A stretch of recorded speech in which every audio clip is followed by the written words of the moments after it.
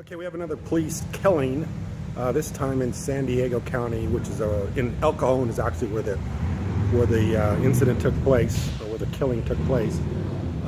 It's East County, San Diego. Right now I'm in North County, San Diego, in Oceanside. But apparently what happened this time was that the man had a vaping device.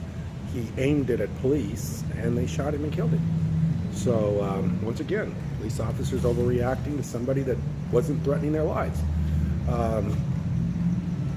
And this is probably going to continue to go on until somebody makes some sort of way of stopping it. One of the ways I think you can stop it is you can make police officers more personally responsible for what they do. So instead of standing behind the municipalities and the cities for taking care of whatever damages they've incurred or wrongful killings that they've done, maybe they should be more personally responsible.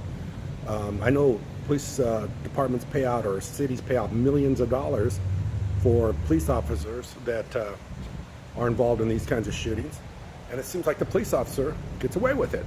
In fact, not only does the police officer get away with it, a lot of times they get sympathizers that will go and give them money through sites like GoFundMe or something like that, where the police officer gets people to, feel sorry for him because, they were put in such a horrible situation that, somebody popped out with a vapor or a vaping device and pointed it at the police officer, and the police officer felt so threatened that he just had to kill him.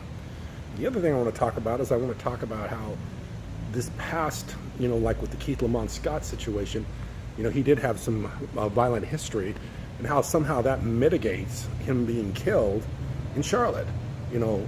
That shouldn't have any bearing on what took place the night or the day he was shot. I mean, that should stand alone, and you shouldn't be able to plow up previous history and say, oh, yeah, that guy was a violent guy, so I guess the police shot him and he deserved it. This is going to continue unless there's something major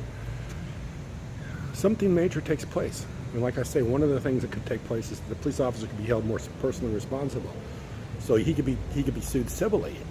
The families could go after him for wrongful death, which is a tort.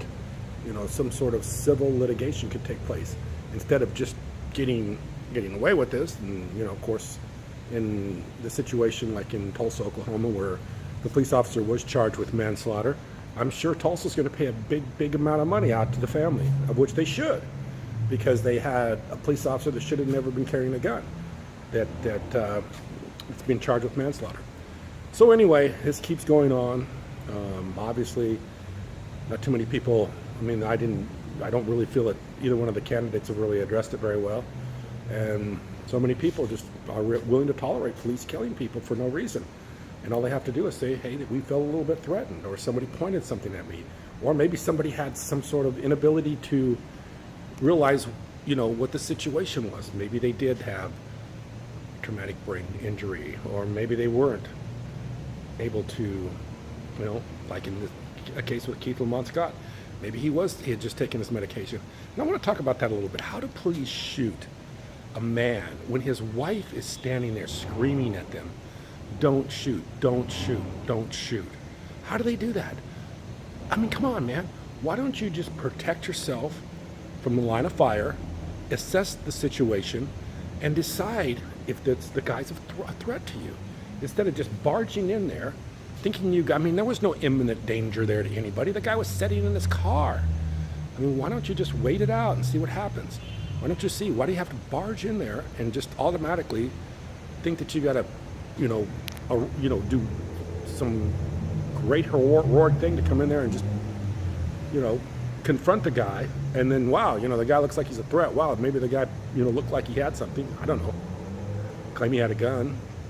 May have had a book. There's a lot of people think he had a book. Why not just wait it out?